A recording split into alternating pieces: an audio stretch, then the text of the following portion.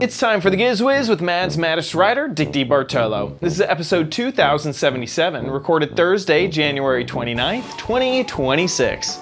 Your taste in music sucks.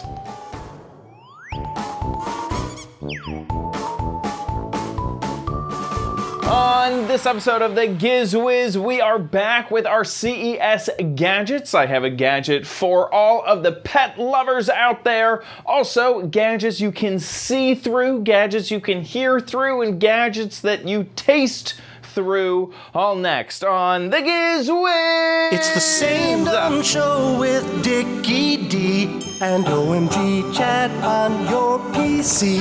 It's time for the Giz Wiz because gadgets are his business. They've got a gizmo sickness, geek disease, under pathology, rows and rows of USBs, glowing LEDs. Get ready for the Giz Wiz now. And here he is, your host, Popsicle Dick DeBartolo. How you doing, Dickie D? I'm doing good, sir. And you? Doing good. Doing good. I have got to ask about the freeze that has been going on and how it has affected you, because I can imagine it's been all the news. Well, first of all, we had a horrendous snowstorm, and then toward the end, it turned into an ice storm. And I sent you a picture of, we have a greenhouse in the backyard. And when the ice part came, it's really a Mickey Mouse kind of greenhouse, but it collapsed under the weight. And someone said, are the trains okay? And I said, I don't know. The trains are under a foot of snow. Right. Imagine just the train underneath this. Yeah, it's just. Yes, that's exactly right. And that's before the snow finished. So. Yikes! My gosh! But and it's been below freezing, and I believe it'll be into February before it goes a touch above. So. It's very hard walking around the city because the snowplows put everything next to the curb. Right. So you have to go to a corner to cross. Oh my gosh. Yeah. Just getting groceries must be difficult. Actually, oh my gosh. It's not good. It's not good. I'm sorry. Sorry to hear that. Oh my gosh. But the one fun thing is we got to go to the boat show. Ooh, I bet it was warm in there. I shot a video for next week, but it was interesting. I put up a picture of the Merc 600. I emailed you, and it shows that I went to the booth. This is the Merc 600 horsepower, and I said to the dealer there, "So, is this the engine that they are now hopefully boosting up to 800 horsepower?" And he goes, "Well, where did you hear that?" And I said, out at CES, one of the virtual CES meetings I went to was the Brunswick meeting, and Brunswick is the parent company of Mercury. And I think it was the CEO of Brunswick said that they have a prototype coming, boosting the horsepower to 800 horsepower. Wow. So, Chad, what do you think? You were like a detective. He was like, wait, how do you know that? How did you put the pieces together? Yes, exactly. He said, no, they haven't told us yet. That's great. So I said, well, what does the 600 cost? What is your guess? So the chat room. Oh my. This thing is a V12. Is it 7 feet tall? I mean, even pretty much. And it's a V12, and it weighs. I sent a little spec sheet over. I think it weighs 1,280 pounds. It's like, oh my gosh! There we go. Here it is. Here's the spec there sheet. It is. It's 600 horsepower. Wow, 1,260 pounds. Holy moly! A V12. A V12 is insane. Yeah. And price? Does it say the liters? There it is. It's 6.7 liters. Yeah, price. Oh my gosh. We've done this type of thing before. So I know I'm thinking like car level, and I think I'm thinking expensive car level, like $100,000. Oh, okay. Yeah. Oh, okay. Well, the engine alone, the gentleman said between 83 and 86,000. And then you need propellers, and then if you want To wire it steering, up. Yeah, exactly. Oh, yeah. He said add another $10,000 to $20,000. So you're very close. The 100,000 is probably dead on. And now, does this also, we've talked about technology that does like, one motor sort of steering with like sort of integrated like, tide keeping or GPS locking. Is this motor tied to that, or is it completely separate, or would those integrate together? No, you can get that into your system. This is also a duo prop where the two props spinning in the opposite directions. It has that electronic anchor where you go out in the middle of a couple of years ago. Mercury said, "Come on down to the marina here. We'll try this new boat." And he said, "You can take it out." And I said, "Wait a minute, it's a very crowded marina." He said, "It's joystick steering." So fortunately, I didn't wreck anything, but went out in the middle of the Hudson and you just hit virtual anchor, and tug wakes go by, and tides in the Hudson are fierce. The boat just sits there. I lined up the windshield with a smokestack on shore, and it kept the boat still in the water, no anchor needed. So it's a lot of technology. Right. It's also a lot of money. Right. Yeah. Right. Incredible. Very cool. And then also, I think we mentioned this before every time we bring up these big propellers or big engines, is that you typically buy like 4 to 6 of them for your vehicle. I said 86,000. He said, "Oh yeah, go over to the Formula booth." He said they have one with 4 of them. And then the horsepower just gets insane. I mean, you just think of 600. You're at 2,400 horsepower. It's no wonder that a boat, even though it has a lot of these large vessels will have the under area with cabins and living rooms and the kitchen and everything, and it's no matter the galley, exactly. I was trying to remember that. The head, exactly. Yes. There you go. They'll have all of that, and no wonder it can start moving so fast. You put 2,600 horsepower behind it, and that's kind of 4 is you're just starting. I've seen some crazy ones. No wonder they get up and haul, even though you're moving so much. And of course, the advantage is back the rear of the boat, no engine underneath, so you have tons of storage under there. Everything's over the... I never thought of that. I guess if you have like an engine in the middle of the boat that's doing a drivetrain to the propeller in the back, that's all space that can't be used in the boat. Or if you had a jet, boat or whatever. I never thought. Yeah. So why that's an interest. Okay. That's why that's an advantage to the outboard. Very cool. Okay, let's jump into some CES. Oh boy, let's do it. I'm excited. Stuff. And this first gadget is one that will hopefully let you hear a little better. Hey guys, Chad here at CES at PepCom 2026, and we are checking out some new over-the-counter hearing aids. I'm here with Lenz. Lenz, tell us about what we're checking out here at the table. Thank you, Chad. So let me introduce those. So basically, they are OTC hearing aids, so you can get them online. You don't have to go to the doctor clinic to see them to get the things easily and more accessible and more affordable. We also got some brand new like hearing glasses, which is not in the market right now, but those ones like are stylish and also like a very invisible and discreet for those people who don't want the other one thinking they wearing hearing aids. All of them like are pretty new. Will come out later this year. Also, we got the open ear hearing aids, which is the industry first one. So you just click it here. And connect it like an ear clip and very fashionable accessories here. You can DIY yourself. So this one is also hearing aids.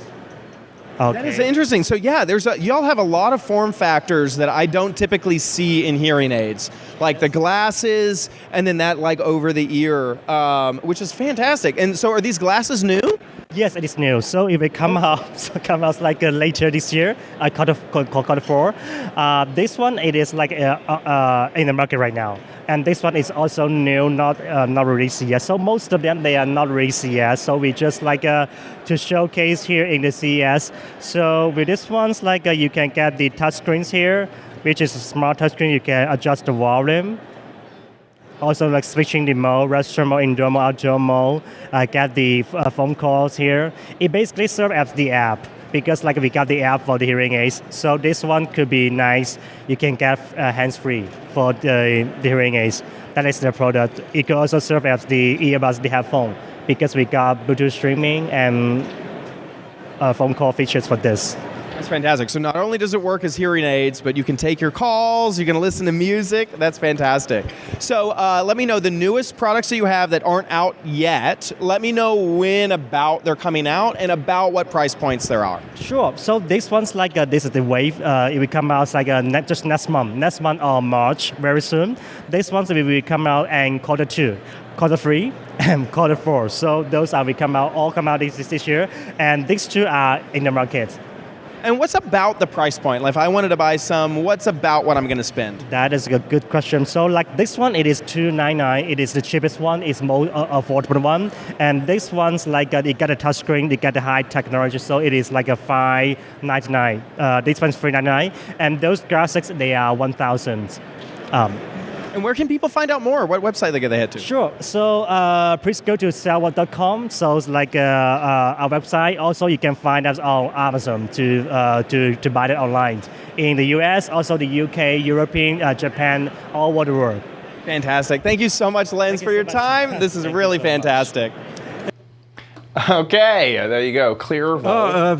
I love the eyeglass hearing aids. That's clever. And I like the open... I like them all, actually. I like the fact that you can control it from the case that it comes in. Right. That there's LCD screen. That's neat. Right, exactly. Not needing to pull out your phone to connect to Bluetooth. Yeah. And so these cheap ones, the case still controls the headphones, or the hearing aids. So when you want to raise volume either in the left or the right, you can use the case to do that. And same thing with mode and Oh, that's system. Nice. That's very nice. And so, oops, didn't mean to click those. You'd go to the case. Now, the lower end models, they don't even have an app. You just have to use the case. Okay. Oh, I see. These lower end models don't have that Bluetooth feature either.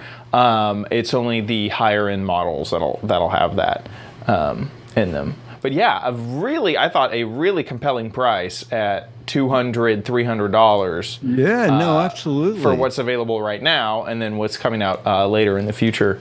Pretty cool. Pretty cool. And I missed who said it, but in Canada, over-the-counter hearing aids are illegal. Yeah. I mean that's how they were in America. You couldn't sell that. You weren't allowed to sell that. No. And so still exactly. I mean that just shows the power of making it over the counter and allowing that to happen. Yeah, it's great. It's great. Absolutely. Okay, the next gadget is one that you can taste and hear. So we got two senses. Taste and hear? Taste with your taste buds and hear. This is a Lollipop Star. We are here at CES 2026 at PepCom, and this is maybe one of the strangest gadgets. This is a lollipop. Not just any lollipop, it'll let you listen to your favorite music. Lollipop Stars is the gadget that we're taking a look at, and at the moment, they have 3 different artists that you can taste. And then after CES, they will be launching with some more artists. And they're only around $9 for a lollipop. I'm going to get one. The idea is that as you're sucking the lollipop, you'll actually be able to listen to the artist's music that you've chosen while you're listening or while you're eating the lollipop. So let's go snag one. Can I snag a flavor? Yes. What's the most popular artist flavor today? They've all been popular. With dealer's choice. Okay, we got the Amarani white flavor, and we're being told that we should put in the headphones to help us, earplugs to help us hear the music. So let's go try this. Okay, I have the lollipop, and just to take a quick look at it, it is 40 calories, 48 calories, but here are the instructions. So you're going to push the button that's at the end of the lollipop, put in your earplugs, and then start listening to the music. Let's go ahead and open this bad boy up. Here we go. This is the candy end, and you can see inside of there's actually a little conductive, I guess, speaker. We're going to go ahead and pull the tab out of the back, press the button for 3 seconds, and we get this little light. I'll go ahead and put this in. I can feel it vibrating. And earlier, they told me to put it to the back of my mouth, the molars of my teeth. I did skip one crucial step, which is to put in the earplugs, because at the moment I can't hear. It's not making any sound at all that I'm noticing so far. I'm putting in the headphones, the earplugs. Give it one more try here. I wonder if the microphone can pick it up. No. Oh. The thing that I can hear is maybe 1 or 2 decibels. Like, that's it. It's in the very back of my mouth. It sounds like it's underwater, played through a tin can, and a little string that's like not pulled tight. It's like when, a little loose string. This is maybe one of the worst listening experiences ever, but very clever gadget. I mean, if I was to describe what I can hear, it is that's like all I can hear. Can you fast forward? We're getting a taste of all the gadgets here at CES 2026. See you later. No, you can't change any of Did you say $9? Yes. And then when the lollipop is over? Disposable. You're just done. Oh. Yeah. Oh. Yeah. So, the other thing is like, honestly, the lollipop wasn't such a great flavor that it made me want to like keep eating it. And I had the idea after I threw it away that, maybe if I would have gotten through more candy, I would have heard more sound. But either way. No, it's so, I mean. You got to really love the artist that you're buying, I feel like. If I could get a Taylor Swift song, like maybe I would chew on that thing long enough to have the novelty of hearing the song. But other than that, it seems like an awful lot of stuff to throw away. Yes. To hear a song and spend $9. Yes. Like I don't quite understand. Also, I mean, I don't know where do you even buy this thing? Like a vending machine? Like that might be a fun sales way to do it, but like I can't imagine someone dropping $9 on this at a store. Anyway, so yeah, I'm a little skeptical of the product. Oh yeah, I would be. Yeah. And I think that from everything that I saw, like online and on Twitter after the fact. I think a lot of people were kind of ragging on this product as like probably not the best business strategy product. Okay, well, with that, let's move on to a way for pet owners to keep their pets a bit safer. If the video will load. Hey guys, we are at PepCom CES Las Vegas, and we are checking out a way to keep your pet safe even when the absolute worst happens. I'm here with Ryan, so let me know a little bit about what you're showing off. What is this gadget? Yeah. First of all, thanks for coming. You're probably wondering why a fireman is at a technology conference or tech stuff. Showcase. I was a little confused. Yeah. So, I'm the co-founder of Rescue Retriever. I'm a professional firefighter, 21 years, a fire captain out of Arizona. Me and my brother, I came to him with a problem I needed to solve. Over 21 years, we go on these house fires, right? Residential house fires. We go in, search and rescue fire attack.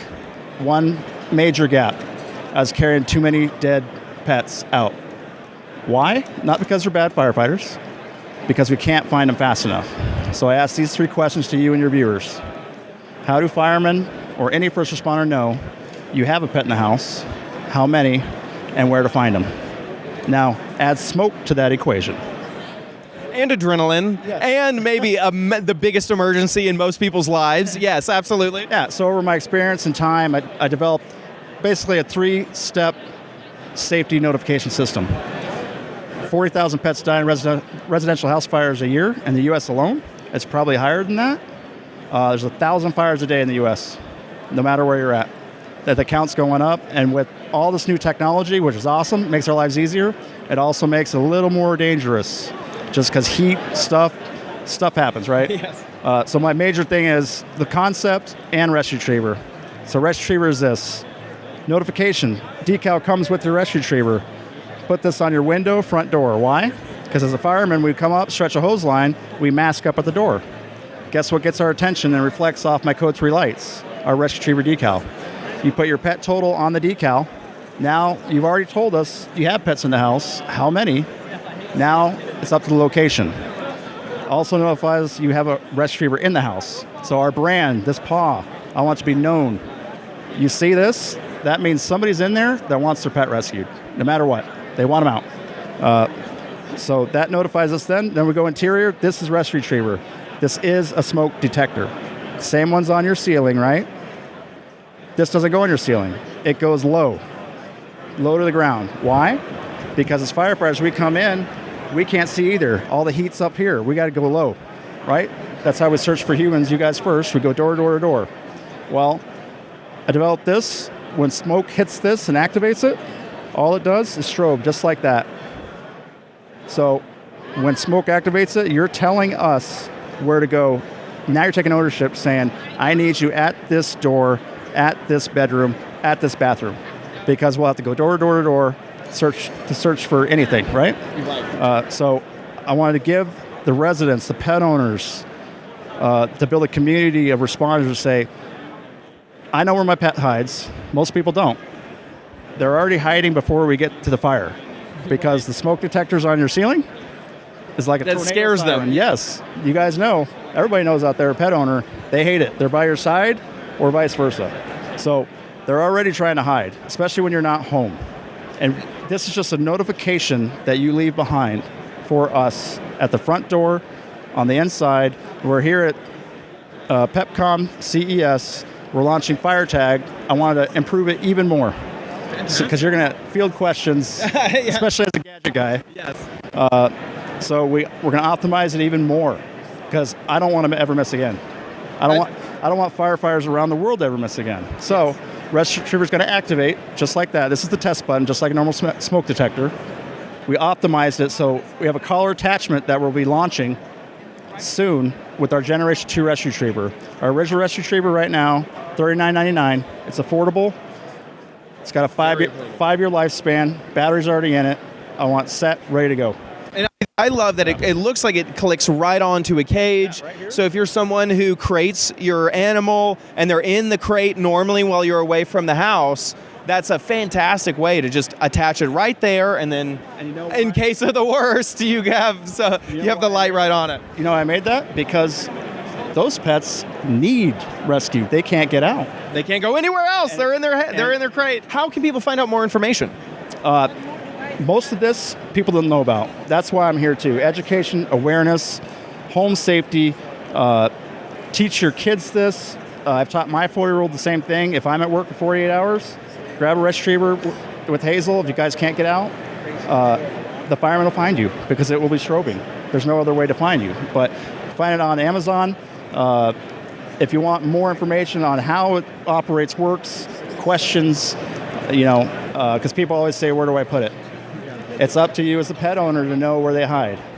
If they're always by your side, that's okay. What I tell people, close the door to a room, set the smoke detectors off, film them, see where they go. That's where you kind of know where they seek refuge. But 99% of the time, they'll go to where they know their parents will find them. In your bedroom, somewhere safe, because they will wait for you. Scary and incredible at the same time. Hey, thank you so much for your time. This is fantastic to learn about, and so we'll see more of it all around. Appreciate it. Thank you. Okay, rescue retriever. No, I think that's a great idea. Yeah. I really like that. It's interesting that the strobe should be down low because the firemen can't see up high. Right. And I like that it doesn't make any extra noise because when smoke detectors go off in my place, the animals do. They freak out. And so especially if you're putting that where they would normally hide, you don't want that freak out noise right next to it, right next to where they would go. And I did think it was very interesting. You usually kind of have to think about like where will your pet go that you would need to draw the attention of firefighters. And if you're someone who crates their pet, obviously, that makes a lot of sense. So there you go, a rescue retriever, pretty cool. I like it. So you can see, like, put it under the bed where a cat would be. It's a pretty good idea. Now, you were mentioning that you also saw a similar product. Yes, when I first went looking for it, I thought, oh, this looks slightly different than the one in Chad's video. This was the real so this one. is the one. This is on Amazon. This is the one that fire captain was talking about. But then right next to it, they have this. But it's just a smoke detector that makes a loud noise, but they put a dog's paw print on it. Literally. It's like that. Yes, it really is the cut corners version, where it's just the same old fire detector that'll make a sound just with a sticker. It doesn't even look. Yeah, it looks like just a sticker. They just stuck a sticker on it. Yeah, and zip ties. I'm sure that this one probably makes noise. Right. No, I would. Yeah, I don't. audible alarm. So this is. I just don't trust this one at all. I don't know. At all. Exactly. Yeah, I would get the rescue retriever.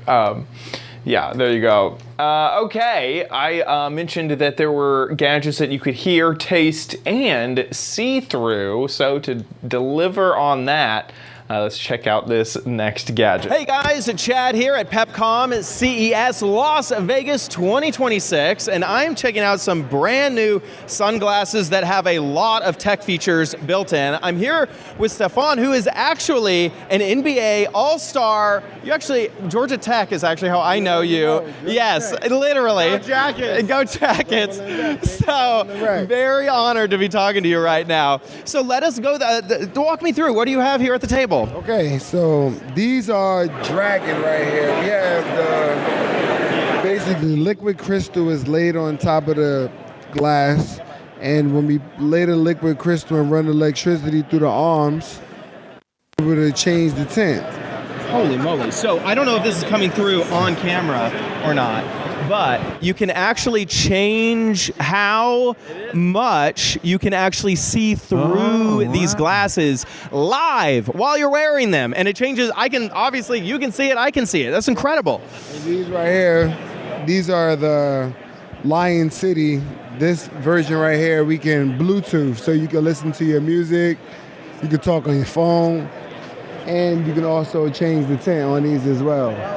So these change. That is really incredible. That is really cool. So those are Bluetooth, and then there you have a few others that are just a liquid crystal. Yeah, you got a whole variety. We got some all of them shields. This right here, I like these right here. These are the new snow goggles. Oh my you can see these right here. So you can see my finger. Then it goes out. That is incredible. So that's gonna be pretty cool. Yeah. So this and even I'm gonna reach over you. Do you mind handing me those ones, the colored ones? I was checking these out earlier. These are blue light. Yeah, these blue light blocking right here. So not only the tint will change a bit, but the color, if I can make it, oh my gosh, it's now much more redder. Goodness. Oh my gosh, it's clear. And there you go. Yeah, this is for blue blocking right here. Right? Biohacking lens. So do you know the price points, or where can people find out more? $385. The blue light is what's blue light? Blue light is $485 for blue light. That's pretty much the range. $285 for the music shield. That's with, you could. Those are the more sporty style. You could block out the 0.1 seconds. A lot of people like those for riding the bike, marathons. Pretty cool. Very, very cool. Where can people find out more information? Camelo.com, Chamelo, Camelo.com. Make sure you get it right. Camelo, not Carmelo. Camelo. Camelo, thank you so much for your time, and we'll see you around Vegas. Peace. Camelo, not Camelo, Camelo.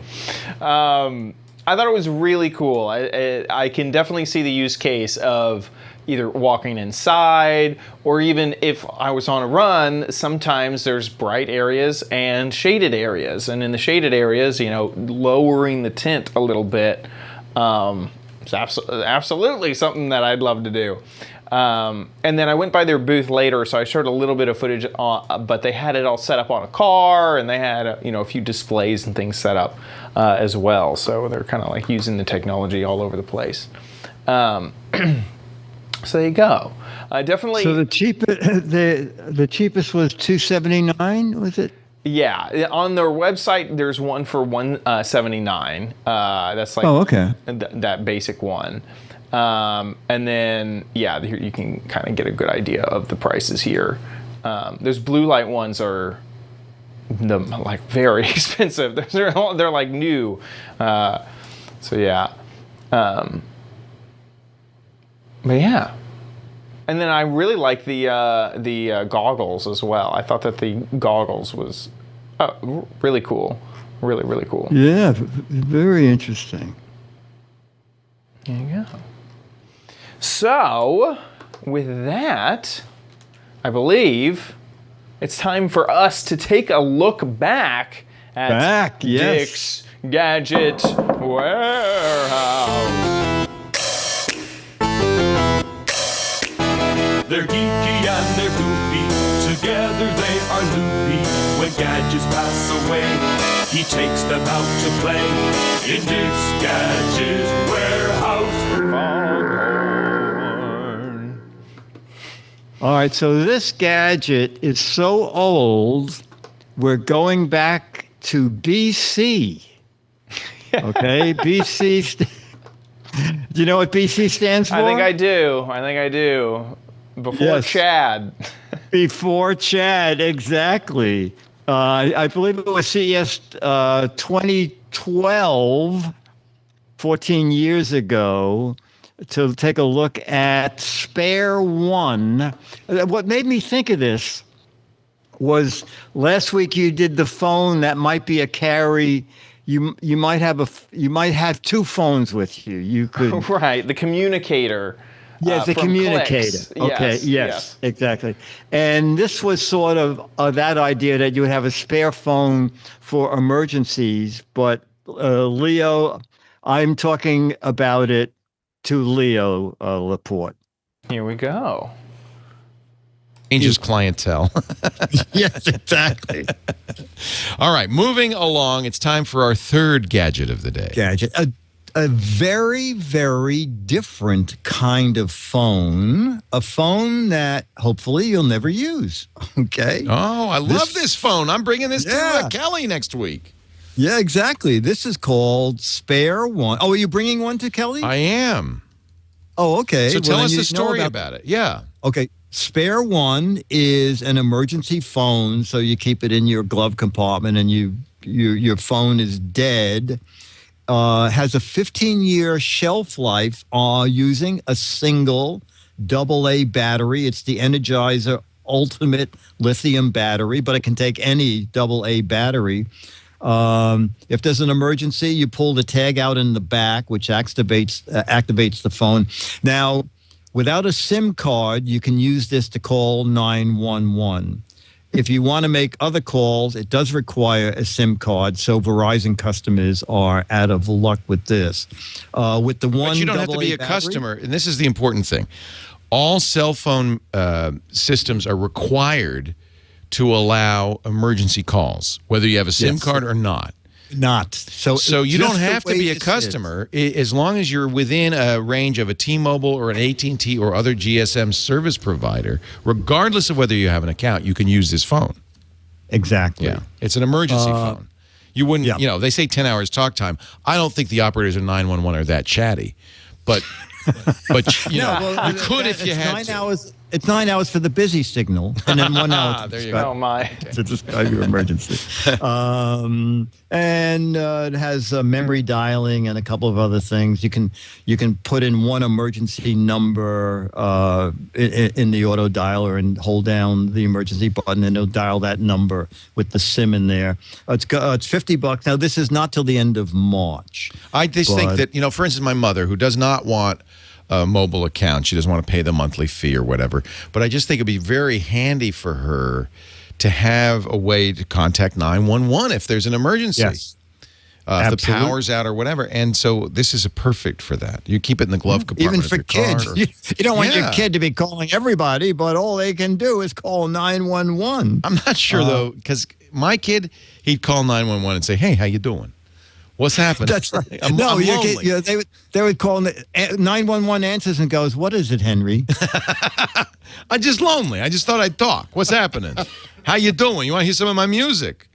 So no, but so it's really not. We've heard your music. It is a crime, but we cannot punish you for it. Now I guess, and I think if I were AT&T and T-Mobile, I might offer a SIM for either very low or no cost. Oh, that's a great idea. You could put in there. Yeah, right? That's an excellent marketing tool. Yeah, but I don't think they're doing that right now. I think it's just, it's you can use it for 911. Or if you have a SIM, but I don't understand why you would even do that, because you'd be paying for it. Chad. I still find that pretty fascinating. Is to have a phone that has cell connectivity, but is only relying on the emergency network, basically. I think that's amazing. Yeah, I think but we just missed it because it was 14 years ago. So you only have one more year in case you bought one of these to use it, because the battery was a 15-year battery.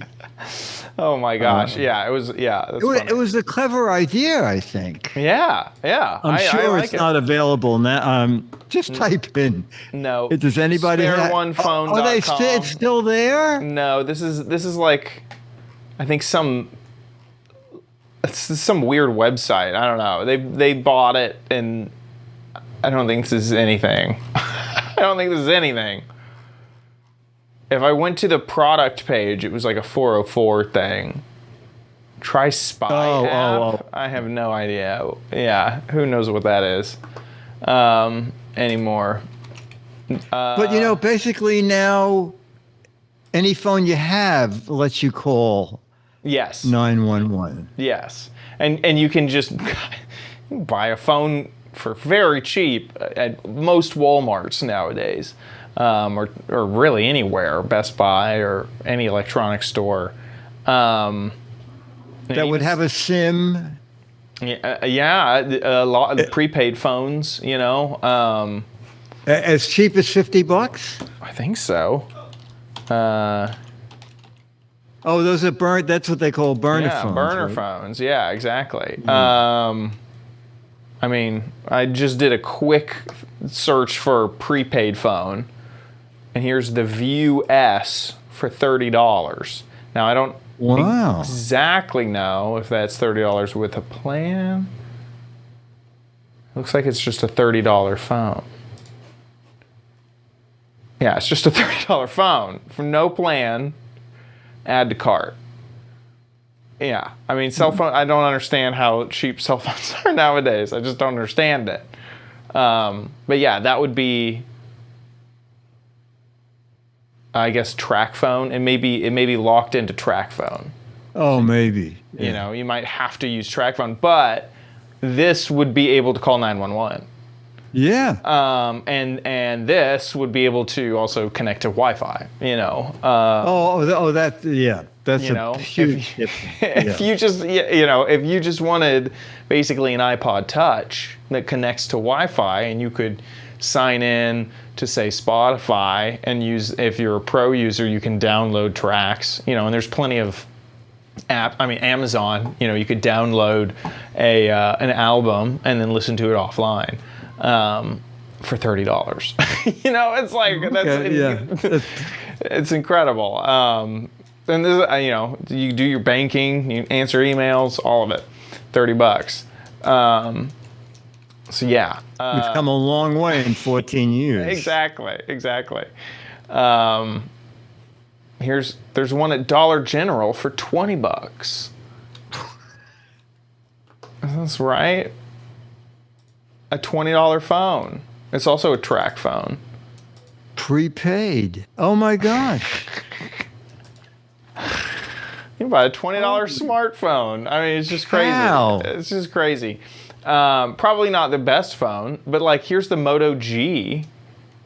Gosh, I don't remember when. I wonder if this is an updated Moto G, because the Moto G I'm thinking of came out forever ago, 2024. So it's not the Moto G I'm thinking of, but there you go, $30 phone from Motorola, you know, a slightly known company. There you go. Pretty amazing. Yeah, pretty amazing. That's what did the one phone in, or the spare one. The spare one, yeah. Spare one. With that, thanks, Leo, for the for the commentary. With that, let's head to the letter. Become the letters, your lovely letters. Become the Giz Wiz letters now. Our letter is from Mo, who finds neat stuff, and Mo says, "This is beyond cool. I want this in my car. Does Chad have this already?" Ooh. And there's a little 1-minute video.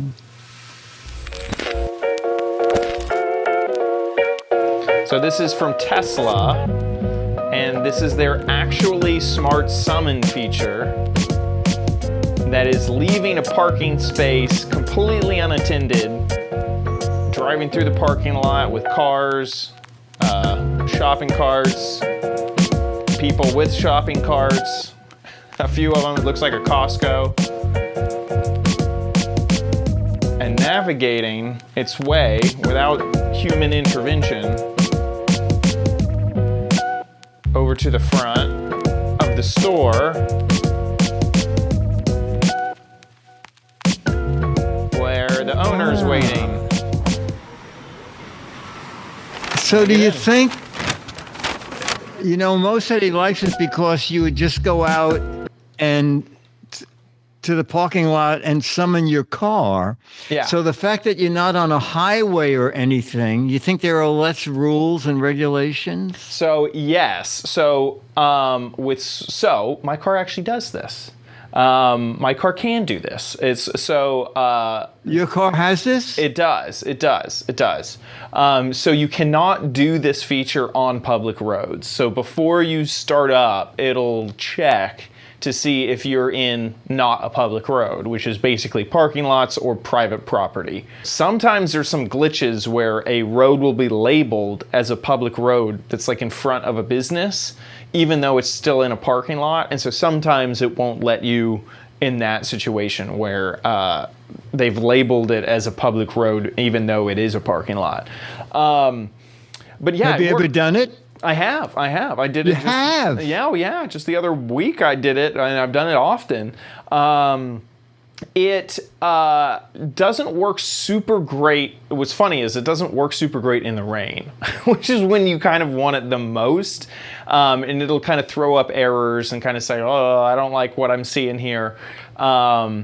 Now, my car is now at this point an older model of the Tesla Model 3s, and so the newer ones have faster computers and things like that. So they may do a few more features than mine, but mine still can completely just do that. And what's really nice is the user interface in the mobile app while you do it. The way that you actually call up the car, so you go to your mobile app and you say smart summon to me, and it'll show like a map, like a 2D map.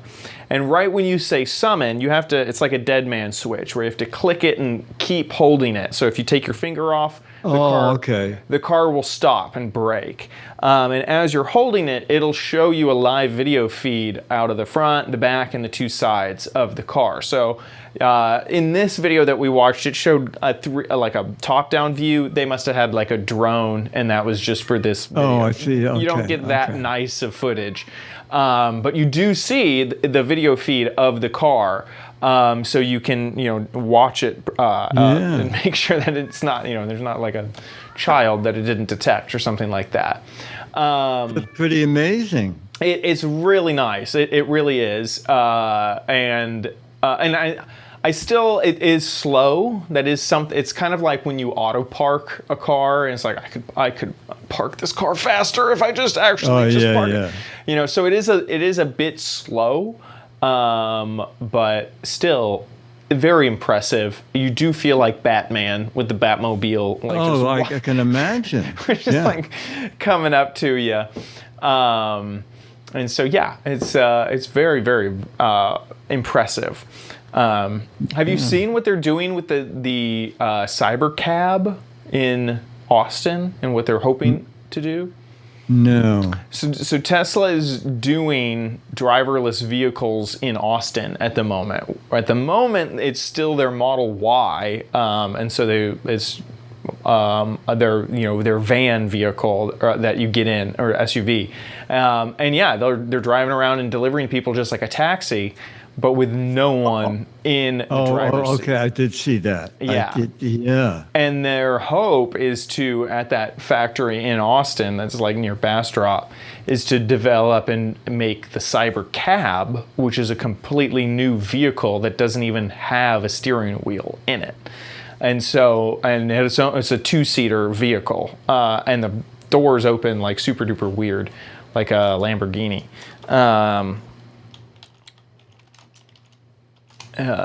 So yeah, I'm the robo-taxi. Oh my gosh, I've called it the cyber cab. The robo-taxi. Wow. Let's see the vehicle. I guess they're not showing the vehicle because at the moment the robo-taxi is, I guess they're two different products. This is why I'm confused. The cyber cab is the vehicle. The robo-taxi is the service. Cyber cab is Tesla. Yeah. Yes, exactly. But this is the vehicle, and it'll open, look at those crazy doors. Yeah. And then the seats and everything, like there you go. You don't have a steering wheel at all. You're just sitting in there and trusting. Oh my gosh. Trusting the vehicle to go.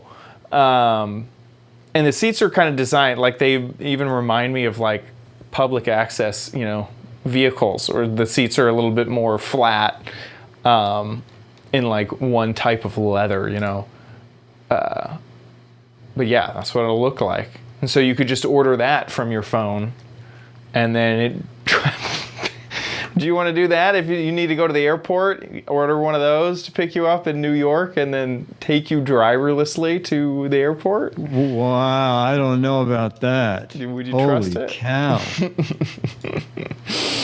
Yeah. I'm excited because I think it'll be really, really cool if they pull it off. They're getting better and better with their self-driving cars and autonomous vehicles, and it's getting crazy.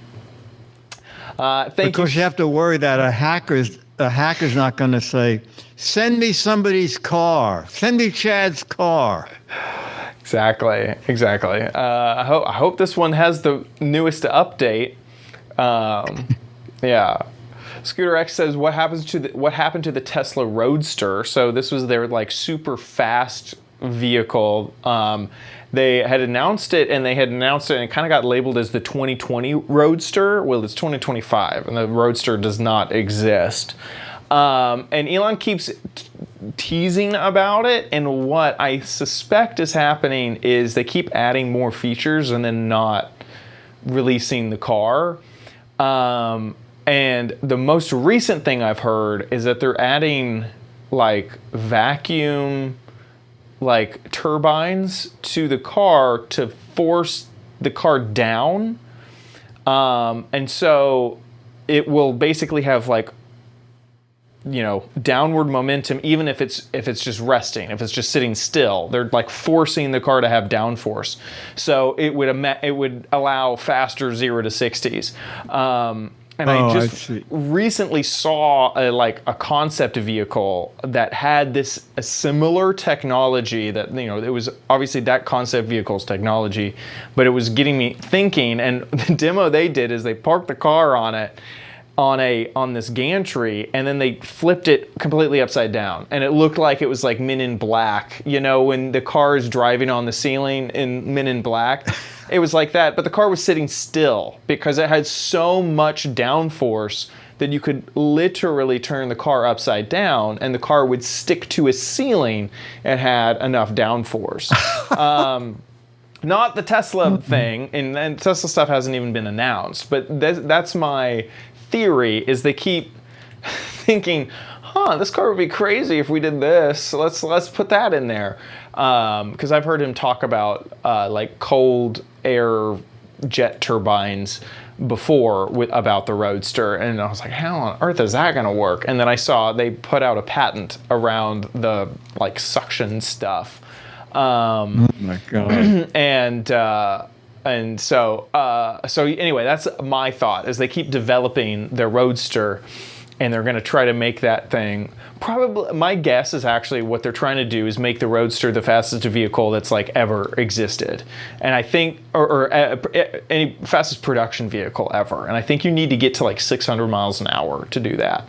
And so I'm thinking they're trying to break the 600 mile an hour barrier, which like would include new tire technology and like rotor technology where the motor just won't explode at that RPM. Like they need all sorts of other stuff. So that's my guess.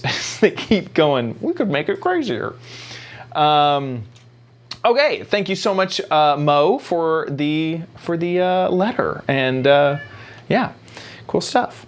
Thank you so much to our patrons over at patreon.com/Giz Wiz. Thank you so much for supporting our show. You support us every single episode. Thank you so much for your support. If you like the Giz Wiz, consider giving back at patreon.com/Giz Wiz. You guys are amazing. Thank you, patrons, from the bottom of my heart. Head on over to gizwiz.tv. That's where we record the show live just about every Thursday, 4:30 Pacific, 7:30 Eastern Time. Whenever we're live, the website will just update with the live stream, so you can tune in and watch us. And then join the chat room just below the live stream and chat along with our fantastic community, a great group of folks there. There you can also see any of our previous episodes, especially if you don't catch us live. If there's ever a schedule change, it'll be posted at the top of the website. GizWiz.biz is Dickie D's website where he writes articles about all of the gadgets that we cover on the show. So if you're ever needing a link back or a reminder about any of the gadgets that we covered, GizWiz.biz is the place to go. While you're there, play What the Heck Is It? The game show online where you just need to guess the gadget. This is the entire gadget, not just a piece or part of the gadget. And this is obviously this is where you keep your Go-Gurt when you're on a travel trip. It's a Go-Gurt carrying case. If you think you know what this is, 6 Mad Magazines for correct answers, 12 Mad Magazines for funny, clever, or hilarious answers. Get a guessing over at GizWiz.biz. That about wraps it up for our show. We'll see you next week. I'll be here.